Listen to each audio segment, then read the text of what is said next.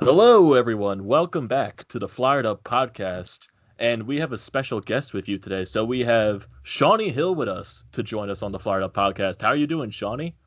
Doing pretty good. A pleasure to be with you, boys. I'm excited to talk to you. Thanks for joining us here on the Flyered Up podcast. So, yeah, Shawny used to be the Flyers in-arena host during the games. How many years were you the in-arena host for the Flyers? So I was an in-arena host for about a decade. So I started in the fall of 2010. It was my first time on the microphone. Obviously, everyone knows I was dancing there from 06, 07, but it was 2010 is when I started, and then 2019 is when I ended when I finished my last season there. It was an incredible run, and unfortunately the end came with a little bit of dispute and things like that. But at that point, I kind of already was thinking it was time to go, and so they just kind of gave me the opportunity to move on and get to some different things. So it was an incredible time, and I cannot believe the way it started. And all the memories throughout of it is a chapter I'll never forget. And when you're there for almost a decade for a 50-year-old team, that's like almost 1/5 of their history. So I'm glad that I have a significant chapter there. Yeah, and you were also the in-arena host from the Phantoms when they were still in Philadelphia. So, how was that transition of being the Phantoms in-arena host to transitioning into the NHL? So starting in the AHL, I would say it was much more conducive to being an arena host, especially around that time that I was doing that. The final year of the Spectrum. It was a time where for game presentation and game entertainment, and that's what that department would generally be called, was still finding a new way into the new era. Video boards were getting better, obviously not in the Spectrum. Digital editing was going to come on the scene. Social media was about to blow up. In the AHL, it still was fan first and generally putting on a great show to complement the game. When I made the transition to the NHL, at first it really was just corporate sponsoring and doing corporate bits and things like that, and just trying to get advertisements out in creative ways. And then I fought for a long time to try to make it as entertaining as I could. And so we have Chris here as well. And Chris, do you have anything to ask to Shawnee today? So like, how were how much big of a difference was it like? I guess I could say performing in front of an AHL crowd compared to like a full Flyers crowd, especially like after the whole Cup run and everything in 2010 and things like that. So like, what was the biggest difference with that, like crowd wise? An AHL crowd, I will say, is a bit more becomes like your family. I mean, there's a lot of people, Flyers fans, that went through the Wells Fargo Center that I still connect with to this day, and look forward to seeing them, things like that. In the AHL, it's even much more close knit because obviously the crowds are smaller. Mm-hmm. But I will say that in the AHL, you definitely got a different energy. People were excited to be there. I don't know if they cared too much about the outcome as they would at the NHL level.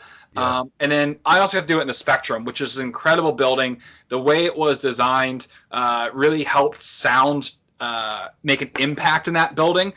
When the Flyers moved over to where they are now, the Wells Fargo Center from the Spectrum, it was a big deficit. I don't think they could expect that the sound wasn't just going to be as impactful. I absolutely loved working in the Spectrum. I was heavily disappointed that they weren't creative enough to figure out a way to build Xfinity Live in that floor plan while still maintaining some more elements of the Spectrum. I thought it was a real huge loss for the city. I thought it was a huge loss for hockey and the organization as well. Mm-hmm. But the NHL is the NHL, man. It's the greatest league in the world. It is incredible being in front of that many screaming NHL fans, Flyers fans especially.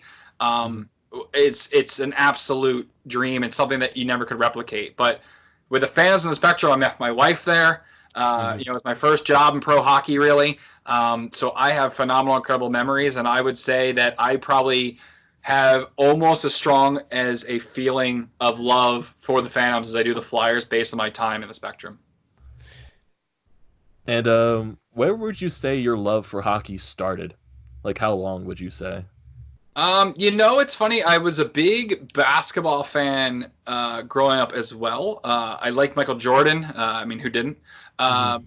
but for hockey, I think for me is I have kind of a fast twitch brain. I have ADHD diagnosed with that. So it really is a very conducive sport for me because it's small micro decisions that you have to make, and you're making a ton at the same time. So the fast impact. I also had some older brothers that played.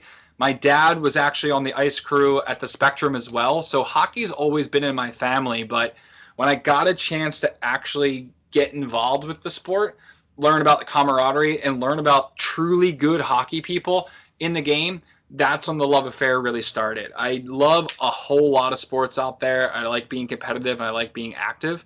But for hockey, there's such a skill set that you need mentally as well as physically. And I think that's ultimately what attracted me to the game. And the Flyers specifically, it was a brand of hockey that you really felt was emotionally charged and emotionally based. But they also had an identity and had an impact. And this isn't, talking about, oh, I wish the Broad Street Bullies were back, because the Broad Street Bullies weren't my team, honestly. I'm a mid-'80s kid. And then, so 90s is really my impact. You're talking about Eric Lindros and John LeClaire and things like that. Those guys weren't brawling every night, but they had the ability to stand up. And what I thought the Flyers really displayed in the sport of hockey did was your size and your shape didn't matter. There was a role in the team for you and a way to play, And so that's what ultimately made me fall in love with this team and this sport. So since you were the in-arena host for so long, what was the loudest game you've ever witnessed? And 2, what was the best reaction to a goal that you've ever witnessed? So if you're talking exclusively as a host, that means unfortunately the 2010 year is out, because I will say the Giroux overtime was absolutely insane. That one there. It's kind of hard, and I know it's going to sound like a cop-out answer, but when you worked in that industry, when things would happen in the game, the professionalism forces you to think about what's happening next. So if a big goal is scored, you're thinking about or you should be thinking about, how can we keep this crowd momentum going? How can we do what we need to do?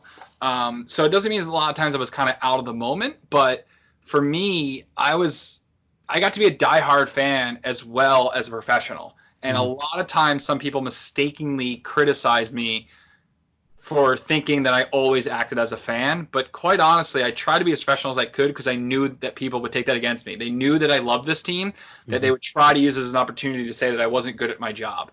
Or I didn't take my job as seriously as, perhaps someone in true journalism, that could turn it off. But I pride myself. So the loudest, there's so many.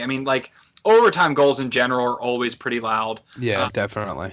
I would definitely say the Penguins series. So yeah, I would have been hosting at that part. Like the epic Penguins series, like that definitely was the loudest. I will say the building did get progressively. The building kind of went through ebbs and flows. A little bit too quiet in recent years, as the fan base evolved. But there are definitely some moments where it really rocked. Yeah.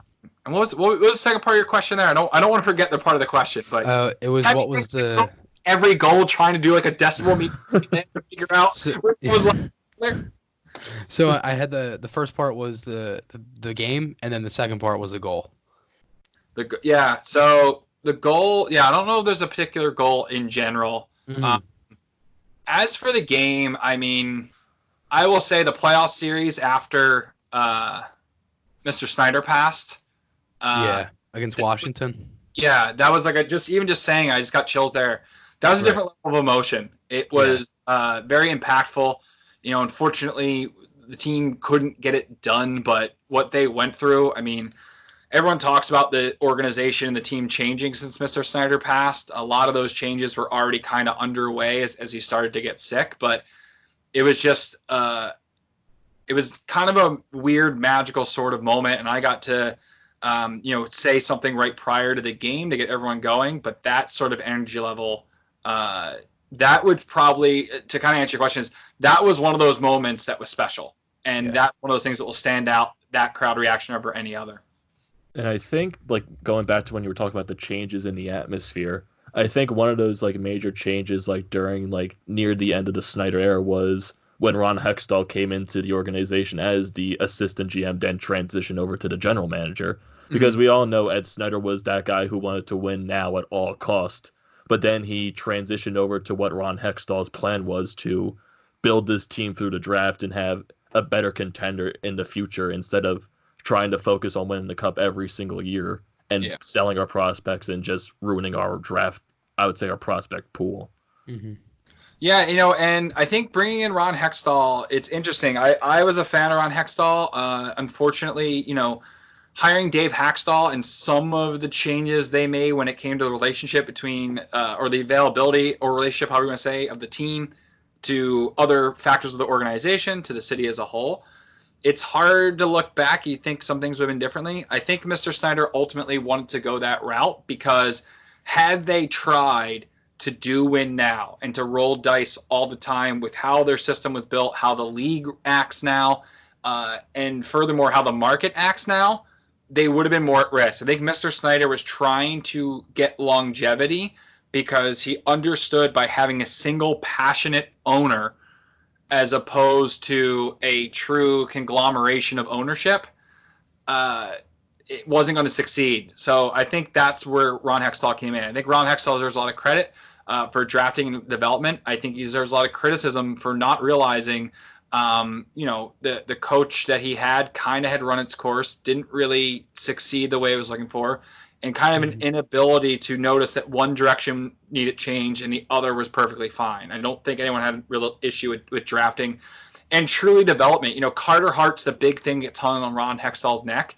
but go watch those games he was playing with the Phantoms. Go watch how he was in 3 and 5. Go watch the back-to-backs. He wasn't ready at that time. Mm-mm. And if you bring him up and he's soured, the narrative would have been that you ruined another great prospects there. People calling for Felix Sandstrom to come on over and everything like that. I mean, you look at his development, I don't think he's necessarily taken a step back, but you expect a little bit more when he came to North America as well. Mm-hmm. And then ultimately, the organization's decision to fire Hextall first before Haxtall, and at the very least, to not give Ron Hextall a trade deadline at the end of the 5-year plan. Well, it comes to see years down the road what the effects of that actually were. Because I think that was my big thing. Any interviews I did was going, it's a 5-year plan. Obviously, go before and after, and everyone accused me of carrying the Kool-Aid and doing all that stuff.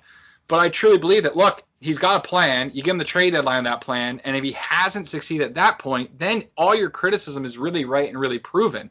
But Hextall made some pretty good deals, and you saw what Chuck Fletcher has done.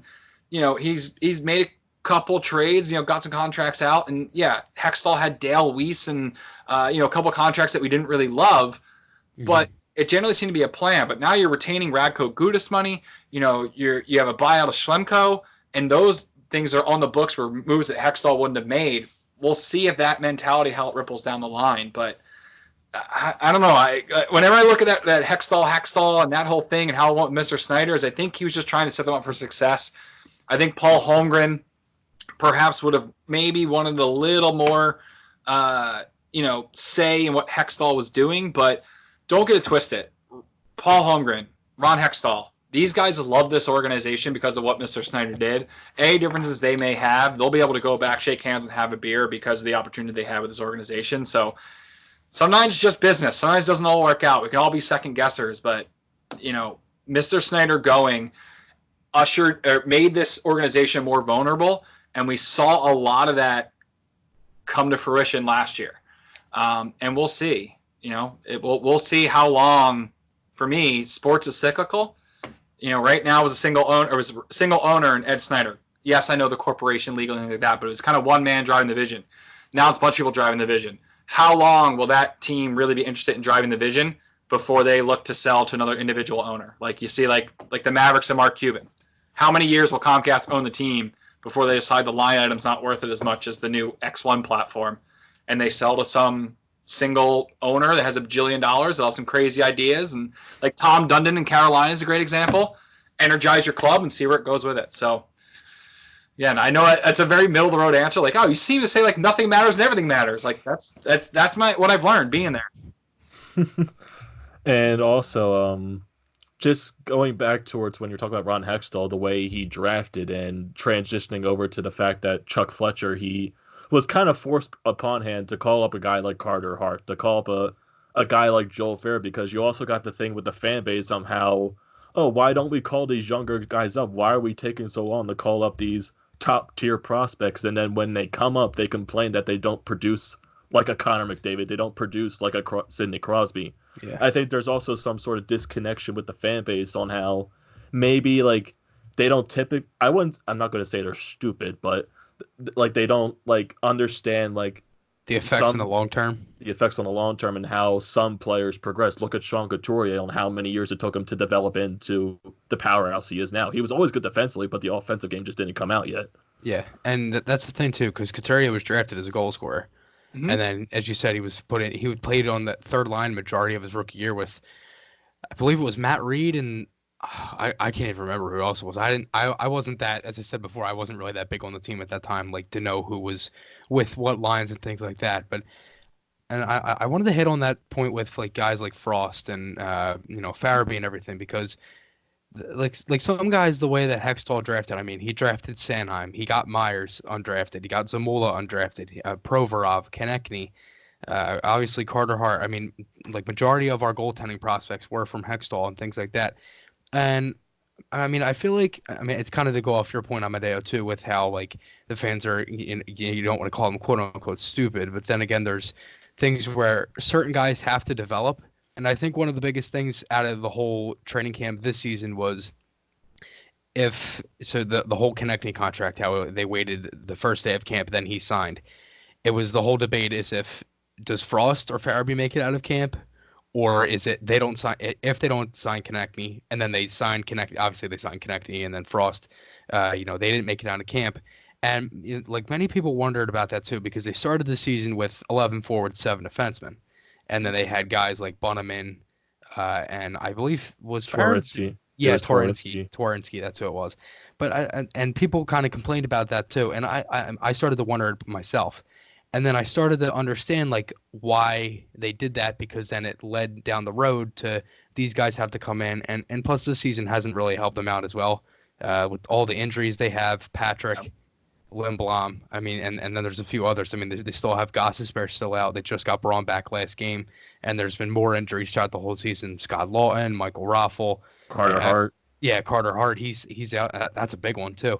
And again, I mean, I think one of the biggest things with Hextall was, Shawny, I think you hit that well too, is how he was able to draft well, but he couldn't necessarily do many things for the team at the time. I mean, if you go back and look at his trades, majority of them were awful. I mean, the Radko Gudas trade with Braden Coburn, and then there was Scott Hartnell for R.J. Umberger, and then, I mean, I'm sure there was a few others as well. Luke Shen, the Sam Gagne trade for Grossman.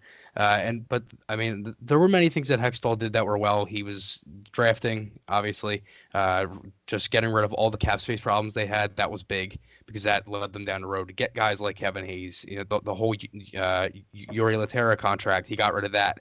Got rid of Dale Weiss. I mean, all them contracts, and other guys like Cousins, Jordan Wheel, and guys that have moved along throughout the team, and to bring the cap space to the team and things like that, which is now helped them out to get the team that they have today. Yeah, that's having cap space is great to play with, but there's the old adage of when it comes to like credit cards, you can get all the credit card points, all the air miles you want, but if you're not spending it on vacations and other things, then what have you really done? You've spent money, gotten credit for spending money for credit card point wise, but you don't have it. Ron Hextall, I think a talent evaluator, I think at the youth level, he's shown that he can be a great drafter. I think he had a little bit of a struggle, and you'll never really know was he getting these players to fit within the Dave Haxtell system that ultimately has proven to be flawed. If it's a different coach, if it's a different mindset, does it perhaps... Is he going out and getting different things? And that's why I said I think the ultimate best move would have been to get rid of Dave Haxtall and force Ron Hextall to work with a new deck and see what he can do. Then you have a better idea of what he brings to the table. We'll see what happens in Los Angeles. He went back there, if I'm not mistaken, and he's kind of in the seat. He'll kind of be drafting again and doing that. So we'll see if LA kind of has a resurgence. But, you look at what happened with Los Angeles in particular was, they ended up, Hextall's drafting and stuff like that, but they make the change to Sutter, and it really reorganizes or re-energizes their whole, organization. All of a sudden, players that were underperforming are playing better and things like that. So it's really hard thinking about where Ron Hextall was taking this team, because you definitely know it was the right way to get there. And I think it's fair to say, did he have a plan to get past that? So again, he got us a bunch of credit card miles, but we didn't see the benefit, and ultimately it cost him his job. I don't think I'm not saying they shouldn't have fired him ever. I'm saying the way they did it screamed Should have been the other way around. But also screamed way more of an organization that wasn't necessarily thinking fully about hockey ops and was thinking about making changes a little for the sake of making changes. And that ultimately is not the way to go. You never really, respectfully, it's always said you never should listen to fans, because fans run a lot more of emotion, have trouble stepping back. You guys both talked about fans aren't dumb, just it's an investment in the team, and they want to see results on that. It's really hard. For me, as I get a bit older and you start studying more analytical ways of looking at hockey, and you learn a bit more, and just honestly, you physically mature yourself, and you realize, like, oh man, like this is what a 30-year-old feels like every day. Like maybe I'll take it a little bit easy. But then it also gets really hard to be 5 years old again and go in and go, you know what? This team has the opponent tonight has a better goaltender. The opponent tonight is playing a better system. The opponent tonight has stronger forwards. They're going to be better on special teams. The opponent tonight has more momentum coming into the game based on how they played in their last 10. They're shooting for more high-scoring areas. Our team's struggling with X, Y, and Z. It's hard to go in there and be like, but you know what? Oh, we're going to – and, you know, fans enough to find a way to do that. But ultimately, I think the people that know that aren't the loudest. Your smartest fans are usually your silent majority. Yeah, just going back to what you were talking about with the, like, Ron Hextall maybe not being ready to make that push yet. I feel like that push came towards when signing a guy like James Van Riemsdyk. I feel sort of Paul Holmgren, Comcast kind of pushed Holmgren, hey, we haven't been doing anything for the past few seasons. We haven't been in contention normally, so can you go out and sign a big name for some big money? And I kind of feel like that pushed Hextall into signing a guy like James Van Riemsdyk. And now you see the whole blow up of everyone now hating him because he's not producing to what his contract says. Well, I mean, he gets James Van Riemsdyk with Hextall still as the coach. Hextall wants to have more point shots. You're not putting JVR in front of that net gathering garbage goals. Right. If you look at this, you know, you're buying for the chef to use the ingredients, it's kind of a player Dave Hextall would use. You know, so as much as it's a big name and everyone got the headline for that, you look at it, it's kind of someone that might work within that construct. Ultimately, with Paul Holmgren, and this isn't insider or anything like that, but I think he knew that he was getting towards the end of his run. He wanted to retire, or whether he was getting forced out, it's who's to say. I think he did the same thing Mr. Snyder did. He did what he thought was best for the longevity of the team, which was to kind of reset to older hockey guys. I mean, Alain Vigneault is a great hire. Honestly, unbelievable hire. And you wonder if someone like that was under Hextall. So you got a better chef with great ingredients and a stocked cupboard. You know, I think Alain Vigneault is not like a ton of people in Philadelphia always would say, like, they should get Lavy back. They should get Peter Laviolette back. Yeah. Oh, boy. But yeah, I mean, that was going around a while ago when they had that like, little slump that they should, let's fire Alain Vigneault and bring back Peter Laviolette after he got fired from Nashville. Yeah, but Laviolette lost the series against the New Jersey Devils because he refused to change his defenseman. He refused to change and go against something that was pretty obvious there.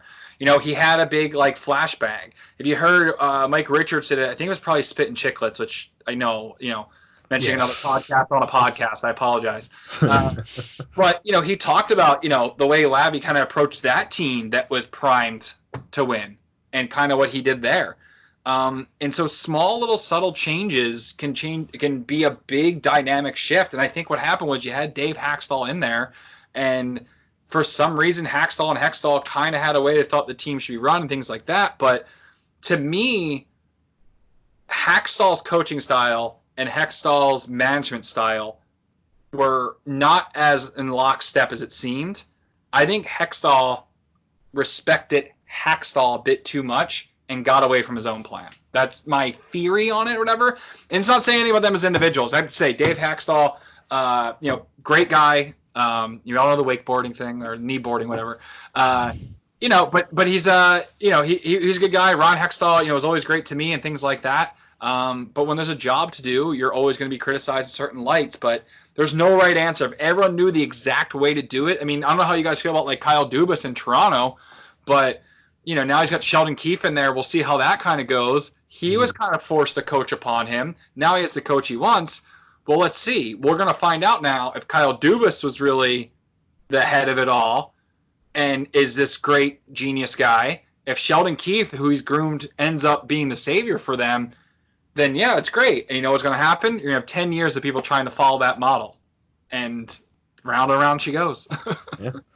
And before we get into our talk about the upcoming game against the Pittsburgh Penguins, the one question that I'm sure everyone wants to hear, even though it was short-lived, what was it like working with Gritty? I think that's the one question. Yeah, so everyone wants to know about working with Gritty. Working with Gritty was phenomenal. As someone that in my past has done some mascotting on his own, I guess was a live-action mascot, when I was doing the dancing thing, and as someone that truly believes that mascots can be a great part of sports fandom, it was unbelievable to finally get that opportunity. The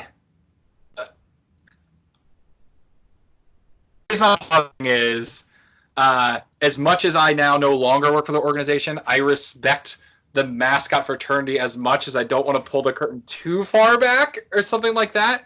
But what I'll say is that my big thing with Gritty is the performer that works with Gritty is absolutely spectacular, deserves way more credit than he was given.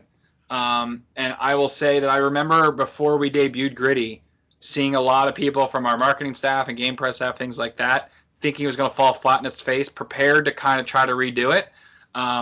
But also watching them distance themselves as slightly as they could, because if it fell flat, they didn't want to be on the hook for it. And then when it blew up, watching those people kind of jump to the front of the line was also a unique experience and a good reminder of kind of what this business can be. In the end, Gritty year one versus Gritty now is definitely different, and I tried my best to put my stamp on that character. Things like the goalie, races and things like that were things that I ultimately felt that was a good way to take this character and make it still hockey relatable and entertaining. And ultimately, I think my time with the Gritty program was probably some of the best work I did, and it was an absolute, shame that I wasn't able to kind of see it beyond the half year. But Gritty is good. I think Gritty needs a little bit of a realignment, if I'm being honest there. But ultimately, mascots are good. Mascots aren't going to make you any less of a hockey fan. They're supposed to engage more people, get them into the fold. So I talked about before, not holding fans away for being new or bandwagony. There's a lot of people that came and saw me dance that now have become big Flyers fans, but they weren't when they first saw me. There's people who are going to interact with Gritty at 5 years old, and that's going to make them just want to play hockey, to maybe play mites, to maybe close to Gritty. And then 10 years down the road, they're not going to be an NHLer, but they'll probably be a good ambassador for the sport. But Gritty was finally something maybe a little bit more overdue. The Flyers have always been a little behind when it's come to things like social media, entertainment trends, things like that. So to see them kind of rocket to the forefront was a unique experience. Yeah, and now off the Q&A with Shawny, so everyone knows the upcoming battle against our cross-state rivals, the Pittsburgh Penguins, and it's going to be a tough battle. We all know Pittsburgh from how good they're playing this season. They're 31-13-5. They're second in the Metro Division. And this team just does not stop winning. They go down with so many injuries. You get Crosby getting injured. You get Malkin getting injured. Hornquist. Just everyone on their team getting injured. And they still win. Guys like Brian Rust is on his career high in points and goals right now. It's just they find ways to win. Also, you get Tristan Jarry out-dueling Matt Murray. It's just, this is a tough team. This is a scary team. Imagine when they're fully healthy. Imagine. To me, this game could go either two ways, where the Flyers show up to play early or just shit hits the fan. Because if, just like you said, guys with, I mean, they don't have Crosby, and they didn't have Crosby. They didn't have Malkin, Hornquist. Galchenyuk hasn't been playing that great since the whole Kessel trade. I mean, their bottom six is phenomenal, and it's just insane how they've been getting all different things with their whole bottom six and things like that, and just like you said, Brian Rust, and I mean, I think one of the biggest things with them too is they are never out of it when people think they're out of it. Like they always find a way to win. I mean, in yesterday's game, they were down 3-1 after the first period, and they came back and won fourth in regulation. And it was just like, I mean, it was just like one of them things where like they just never quit. And I mean, I think that's, to me, I think that's going to be one of the biggest things for the Flyers, because if they have a lead, I mean, to me, it's like they have to have a good start. I mean, I know we hinted on this back in November when we talked about that back-to-back series against Boston, Toronto, where they won both games in a shootout. They needed to have a good start in both games, and they did. They had the 2-0 lead against Boston, and they let them come back. They ended up winning the game in a shootout. I think if they play each period but separate it into fourths, so you play every 5 minutes as a different period, and they can separate that and win every 50-50 battle, play in the neutral zone, special teams, everything. I think that's going to be the difference maker. But I think scoring the first goal is big, and special teams is going to be a factor. And I mean, and especially goaltending too, because for me, I'm thinking it's going to be Brian Elliott. I mean, I just don't see them starting Alex Lyon against Pittsburgh, especially a team like that. There's just no way that's going to happen. But again, it's going to be special teams, and if they play each period in 5-minute shifts, if you want to call it, I think they should be okay.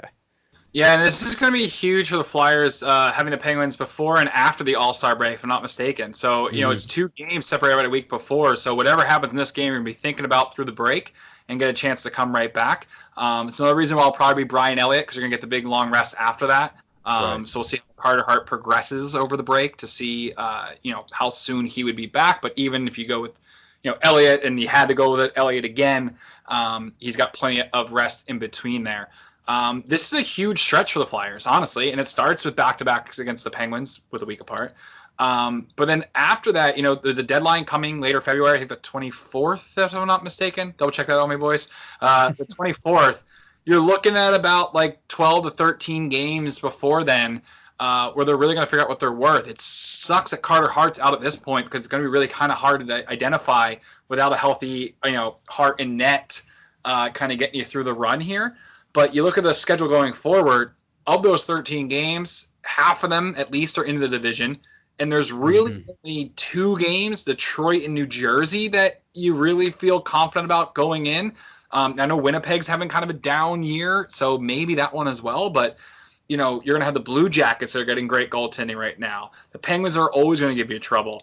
I think the Rangers might be in that stretch, or right at the end of that stretch, which sounds like dumb because I know the Rangers are below, but they're a team that's going to kind of give you that nice pulse to go against you. It's for the Flyers, this game against the Penguins is the time where the measuring stick is officially out, and you're going to figure out who you are as a team. The great part about being right before the break is that if it is a little bit of a dud, you kind of can erase it from your memory. If it's a great game, you must be able to carry through the momentum to that following game after the break. Special teams will always be key. You cannot let this become a momentum-based game. You want to kind of keep it, between the boards, I've heard coaches kind of say. What Mike Sullivan's done with the Penguins is really just give them a better mentality. He finally got the players that are really good to kind of just be great players. But I think he also has taken the young players on that team, or maybe your unknowns, like a better word, and he's really kind of said, hey, we have superstars on this team. Just be you. You don't have to go out there and be Sidney Crosby. We have him. You don't have to go out there and be Evgeny Malkin. Like, he's right over there. So the guys end up playing their roles. They play a dynamic system. They all buy in. And goaltending has really been big for the Penguins pretty much over the course of any of their success. Any good team's going to have good goaltending. But what they get is that they get quality saves at quality times. And so I think if you're the Flyers, you want to make this physical and emotional, because star players sometimes struggle in that sort of mentality. When the Penguins were at their worst and the Flyers were at their best, it wasn't goon hockey in a sense. It was emotional hockey. It was hard hockey. And it was, look, these 60 minutes are going to be the hardest 60 minutes of your life until the next time we play you. That's the mentality you need to bring. And I know There's a lot of people on the analytical side, things like that cringe when you talk about it being an emotional game.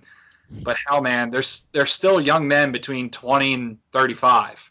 Like, they're still emotional beings. And this game, this very next game is a huge stamp that they could put on this season. Because you look at their record, the Flyers, games just in regulation, they're a 500 club.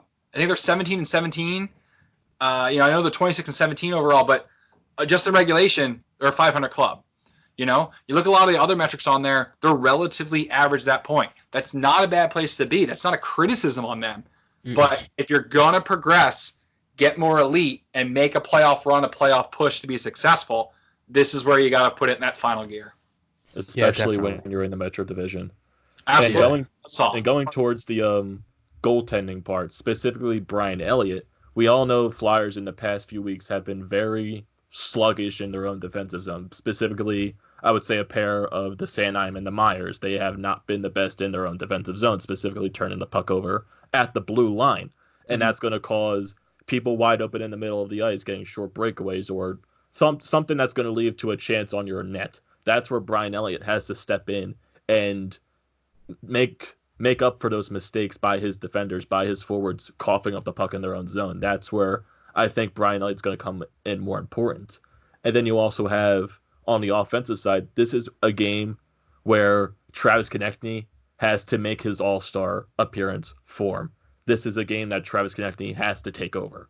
Yeah, definitely. I mean, if you go back and look at the way Konechny played in last year's Stadium Series, and it kind of hits onto that hard physical hockey, if they play like they did last year in that Stadium Series, which was one of the reasons why they won that game, they were very physical, a lot of big hits. Simmons had a very big hit. Patrick, Konechny, the guys were mic'd up. It was a big game, things like that. They have to go into it just make it like it's an outdoor game. I know it sounds weird, but if they make it like it's that big of a stage where you have one game here and you're playing a team that's pretty close, pretty relatively close in the standings, because to go back to the schedule, since with all the wild card things and things like that, they have Columbus twice, Florida twice, and the Islanders once. And all of those teams are separated by like 1 or 2 points. They got Carolina early in March. As Shawny, as you said, they got the Rangers twice in 3 games, and they got the Capitals, a team who they've really played good against in the 2 games they played them. They lost in the shootout. They battled with them, played very well in the last, I'd say, maybe 50 minutes of that game, had a really bad start. And then they beat the Capitals again. They played a solid 60-minute game there. And I think that this month is going to be the month that defines them to be a playoff team, or if they're just going to be I guess right where they are, if that makes sense, like how they're just progressing along. They're just right with it. They're 1 or 2 points out, and they're still battling till the end of March, April, and things like that. And I think if you look at it and you go back to true expectations of the season, then I don't think we expected them to be runaway division winners or anything like that. I don't think we expected them to be President's Trophy conference champions or anything like that. So, it's not a regression, but Chuck Fletcher's got something on his hands here. That's why it sucks with Carter Hart being out is, you look at Nolan Patrick. Nolan Patrick's a big loss for this team. Definitely. And the reason why is that when Konechny gets going, then Patrick kind of gets going. They feed off one another. That's why they would be a great duo going forward. But what do you see in Nolan Patrick? It's easy if someone is out for injury for a year with a diagnosable injury. They break a leg or something, or even like Sam Morin, right?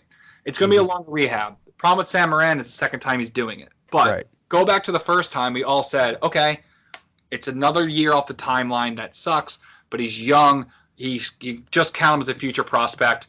You still put him, maybe his expectation comes down a little bit, but there's still a general acceptable range of what you'll think he'll be as an NHLer. Well, with Nolan Patrick, given its migraines, things like that, what does next season look like? What's the next time he gets a big hit or anything like that? What could possibly happen, right? So given that, Chuck Fletcher has to decide if you go out and get a rental and hope that Nolan Patrick comes back next year to fill. Or do you look to get something to kind of build forward? Or do you get something that may be a rental plus? Because if this team gets in the playoffs and let's say they get in the playoffs, they win a round, how much of this roster stays, how much of it goes, how much turns over? Second year of Farabee. What can you really expect? Sophomore year sometimes is a hiccup. So going into this, there's much as you want to win now, and you never really want to not. Like, if they don't make the playoffs this year, it's going to cause some problems. Mm-hmm.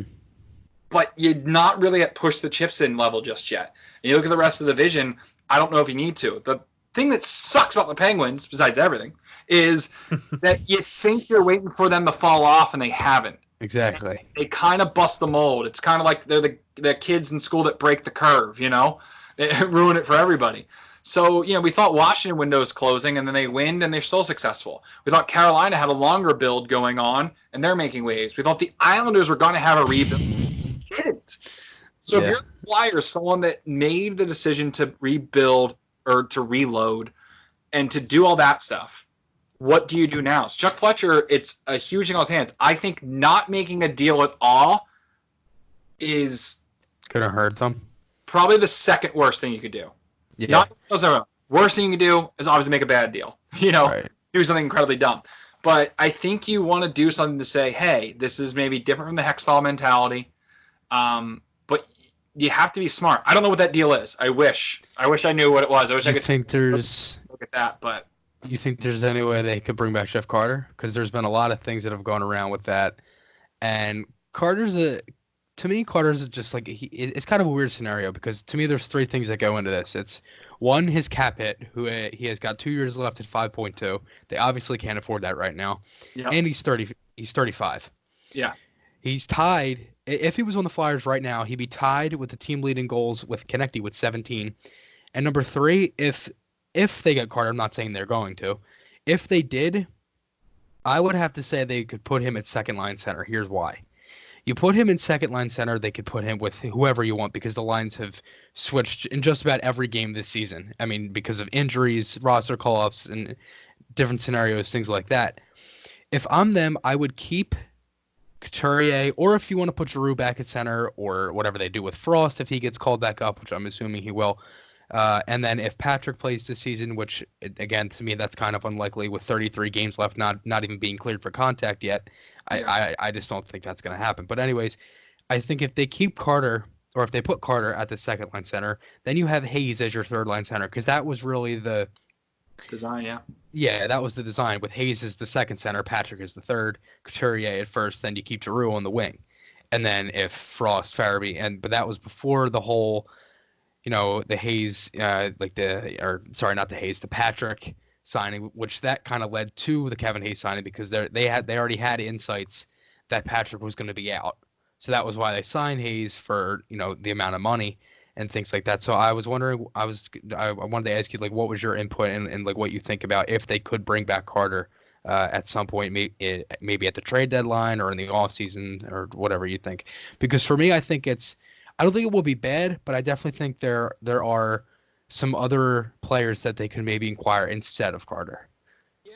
So Jeff Carter is one of those guys where you look at is Nolan Patrick's future health kind of relays into that. You know what I mean? Because a move for a guy like Jeff Carter, he's going to need, he's going to be your second line center, potentially if he gets hot, you bump him up a bit, but at 35, where's kind of the shelf on that? So say you bring in Jeff Carter, right? And you said, do you have the contract info still in front of you? You said what he had. It was 2 years at 5.2. And what I'm thinking, they'd probably have to, if it's a trade, LA would probably have to retain at least 30 to 50% on that, at least for the Flyers to even try to make a move. And if they did, it would, for me, if three guys to give up would either honestly probably be Van Riemsdyk, Gostisbehere, or Voracek. I'm leaning more towards Van Riemsdyk or Gostisbehere, but again, I'd have to see what they do and things like that. Yeah, so LA is definitely going to retain salary in that regard. So say that they figure out just how to make it work for this year, right? They get it, they have it going for this year. And over the offseason, Nolan Patrick gets healthy, he's ready to go, he comes back. Mm-hmm. So you have Nolan Patrick at center, you have Kevin Hayes at center, and you have Jeff Carter at center. Right? Mm-hmm. So Jeff Carter's 36 at this point, Yeah. Can he be your third line center? Like, do you think Jeff Carter has the type of game that translates to being a low minute center again? I don't know because then like what do they do with Patrick? Well, Patrick's back. If he's back next year, right? Yeah, but I mean, it Right. would be like Oh, if sorry. So, all right, right. Oh my God, I can't believe that. But sorry, you have Couturier still. yeah, So, and I was saying so now you have Couturier, Patrick, Hayes, Mhm. and Carter. So yeah, can but Carter be your fourth line center?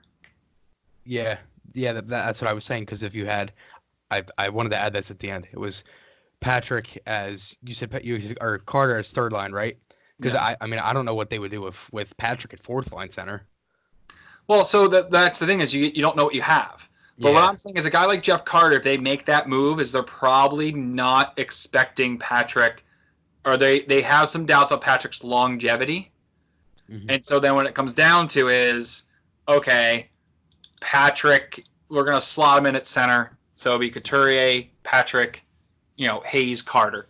Right. And then if Patrick gets hurt, then we can kind of just bump up and figure out who our fourth is, Hmm. Um, they, Or they they could do, say again. or I was gonna say they could do Drew at center and slide either Hayes or I'm starting to even forget who you even said. There's just too many guys. So Couturier, Hayes, yeah, Carter, Pat, yeah. So they could maybe throw Giroux in, Hayes at third, Patrick at fourth, like injury, and like if you said if for injury or Well, I was anything thinking, like so that. if Patrick's out for a week or two next year, Hmm. that's something you get by. You have enough young guys. I'm saying is, look, when it comes to the type of syndrome that he's dealing with, you just don't know. But Yeah. if he's out for another year, you take him out of the pipeline at that point. Right. Another long-term IR, you'll get a little relief on that one.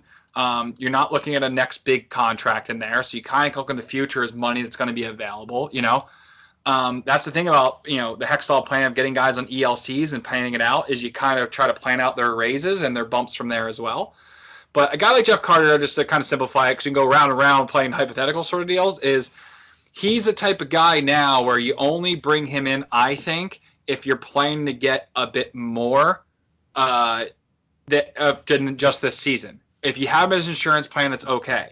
Because realistically, if you bring him in and Nolan Patrick is back, and we talk about like where can you slot him in, it's what Jeff Carter's willing to do as well. If Jeff Carter goes, hey, I got my cups, whatever, I'm willing to be a fourth line center here. I just want to, kind of help this win, blah, blah, blah. Then I think a 36-year-old Jeff Carter is not the worst option. At the Hmm. money, it might be the worst option, but see how much LA retains. But we saw Vorobiev, Rubtsov's been up, a couple other guys. Like, who's that next center that's filling in? Who's our fourth line guy? Hmm. Right now, Nolan Patrick, as much as I hate to say it because he has a year under his belt, he's your top center prospect. He's going to be unproven because if the migraines come back, if he's unable to get it regulated, it could be his career. Could be Right. done.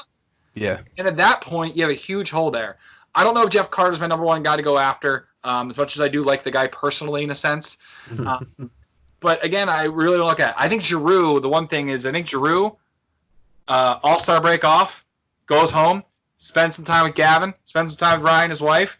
Mhm. He comes back and, gets all that dad time in and is ready to, get out the gate. I'm expecting a huge second half after the all-star break from Claude Giroux, and I think it'll solve a lot of our offensive problems. I wonder if you maybe look to try to do some swap for defense, or if you're going to make a move from the forward rank, I think it has to be the right price. I still want to do something because I also think you might be able to do a future trades as well. Maybe swap some prospect names, see if different different location brings out something better for someone else's prospects. I think a creative deal is ultimately the best deal they can make. I don't know if a name deal needs to be that, but again, we'll see. It's the 24th is the deadline. The next 10 games, if this team plummets, it's a way different mentality at the trade deadline. If this Mhm. skyrockets, it's a dangerous mentality at the trade deadline. If Hmm. they kind of stay right at the center, flip a coin. You're either paying for futures or you're trying to get something to get them over the hump. But this division being as tight as it is such a buzzsaw. I mean, except for the Pacific, I guess. I mean, the Canucks are leading that division. Yeah. And With if the the same Flyers were amount in of that points. division, Yeah, and then I think the next four teams are close, but just talking about just closeness, not skill or anything like that in that sense. yeah. But in a division like that, it's super hard to figure out. But the Islanders, they could struggle. Carolina, you don't know. Like Carolina adding Justin Williams was like a cheat code almost. because leadership they need. The guy can still play, comes back, and he had half a season off. He's still fresh. So, yeah, Chuck Fletcher's going to have to get creative. And as for Jeff Carter specifically coming back, I'd have to think more about it. But I think ultimately maybe the best thing to do is pull your room. If I'm Chuck Fletcher, talk to Lane Vino, figure out what you need. But talk to your room and figure out what they have. They went through a lot losing Oscar Lindblom. It's really hard to think about the fact that that's a big talent that is out of your lineup that's throwing off your forward ranks as well. It's not just the center Nolan Patrick. It's Oscar Lindblom. That's 2/3 of a line I probably would like to see together. It's now gone potentially for the whole year. Mm-hmm. I don't know if you need to overreact with that. So who knows? Yeah, definitely. And then you go in, and then you go into this game like you have now Raffle day to day with his injury, and now the Flyers recall up German Rupstov once again. So you're going to get a second stint to see what German Rupstov can bring up for a game because Raffle's going to have an entire week and a half off to rest up whatever his injury is. Yeah. So this could be also a good prove-it game for German Rupstov because he's probably going to be playing 4 or 5 minutes, most likely. I would assume so. Yeah, because they said today that Raffle was day-to-day. He was a game-time decision. He was at practice this morning, and Rupstov, he had a different colored jersey on with different colored pants and socks. So he was he was the other forward. So I mean, I don't know what they're going to do there too, because obviously the lines are going to be different, and they had that first line kind of going with Raffle, Couturier, Voracek. That's played really well since being put together, and it was extremely well against Los Angeles and definitely St. Louis. Yeah. So I mean, I don't know what they're going to do there, but I mean, to me, if I'm the Flyers and I want to keep Couturier with Voracek, if there's one guy I'd put with that line, it would have to be Tyler Pitlick. Oh, really? Yeah, definitely. I mean, I think Pitlick's played phenomenal. I mean, for the money that he was worth, and that whole trade, that was really just to give them some cap relief because that got them 1.5 back from Hartman because he wanted like 2.5. Mm-hmm. So that whole trade was Ryan for Hartman. Amadeo, when was that? Like June? It was during summer. I think it was during June. Was it? Or was it August or June? It was during the summer. Yeah, I don't know. I don't remember what Both month. would technically be during the summer, August and June. Yeah. So, anyways, like that Hartman was he was on vacation, right? I think it was, but yeah he had like no clue. It was right near the draft, I want to say, right? Or after the draft, but before free agency. I think it was after. I think it was in between free agency and the draft. So it would be June. I think it was like a day or two after the draft. Yeah, because there was something that like his mom knew before he did.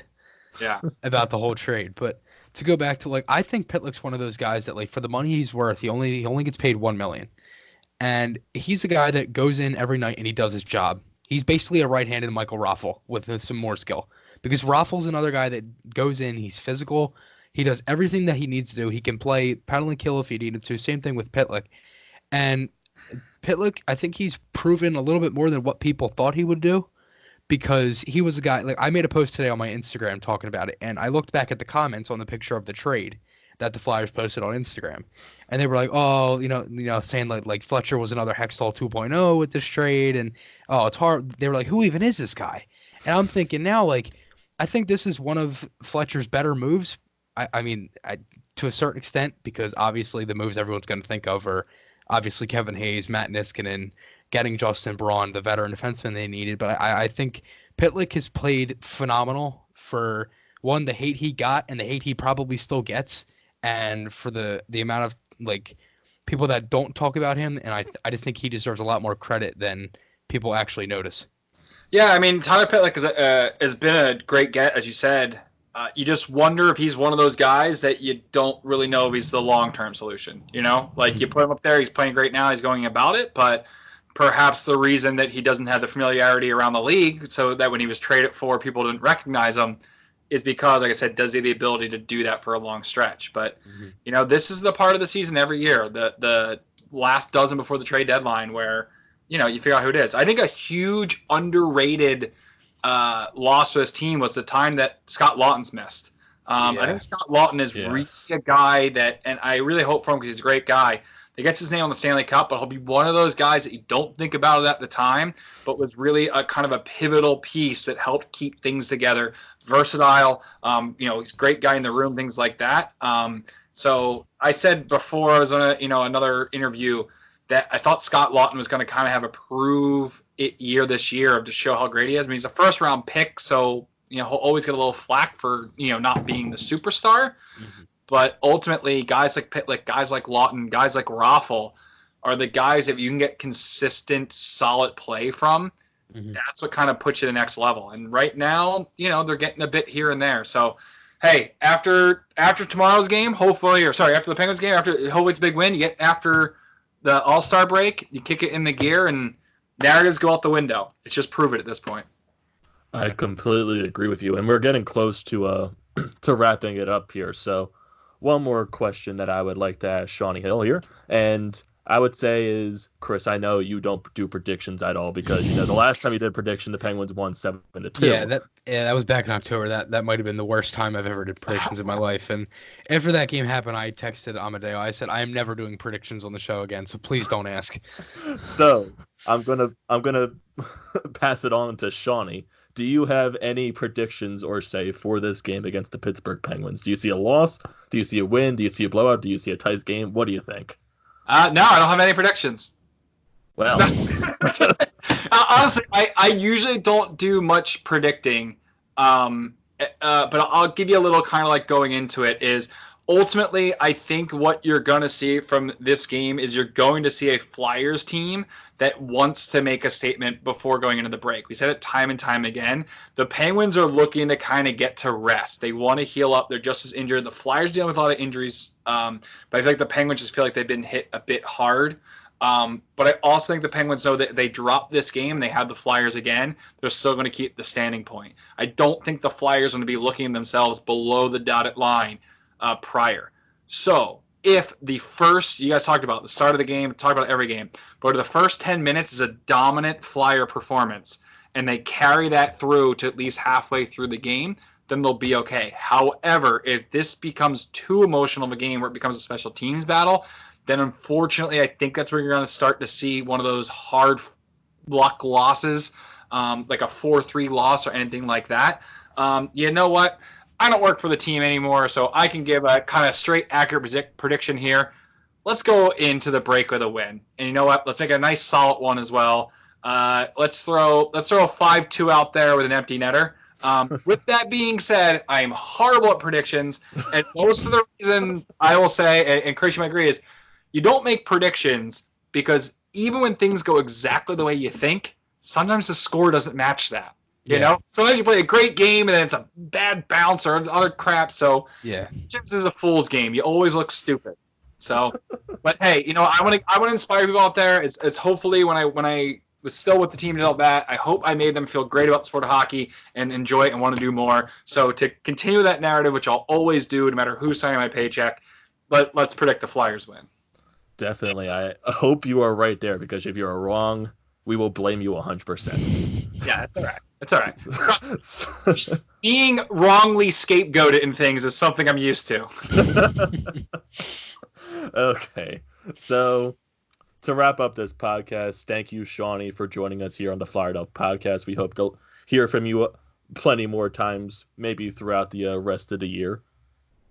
So, yeah, for sure. I would love to come back, and I will say to anyone that's listened this long through the podcast, or if it's up on YouTube that's watched this long, thank you for supporting local podcasts. It's nothing against big media guys, things like that, but small local podcasts that are hosted by passionate individuals are really what's going to help grow this game.